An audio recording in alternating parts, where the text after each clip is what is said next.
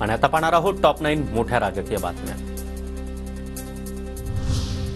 Mumbai Senate निवडणुकीमध्ये ठाकरे गटाच्या युवा सेनेचा डंका, राखीव प्रवर्गातील 5 तर खुल्या प्रवर्गातील 4 जागांवर युवा सेनेचा विजय, इतर उमेदवार देखील आघाडीवर।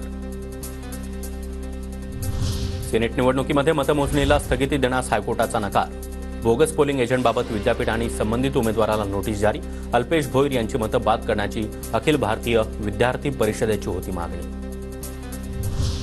फडणवीसांच्या मंत्रालयातील कार्यालयामध्ये धनश्री सहस्त्रबुद्धे नावाच्या महिलेकडून तोडफोडीचा प्रयत्न, तोडफोड करणाऱ्या महिलेनं मंत्रालयामध्ये बेकायदेशीरपणे प्रवेश मिळवल्याचं उघड।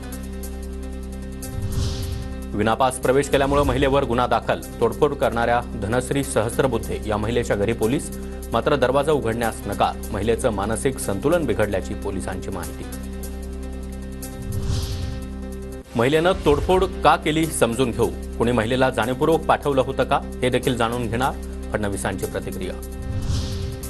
लाडक्या बहिणीचा राग अनावर, फडणवीसांच्या मंत्रालयातील कार्यालयाबाहेरील तोडफोडीनंतर विजय वडेट्टीवार यांचा टोला, तर गृहमंत्रीच सुरक्षित नसतील तर राज्यातील लेकीबाळींच्या सुरक्षेची कल्पना न केलेलीच बरी, सुषमा अंधारे यांचा टोला।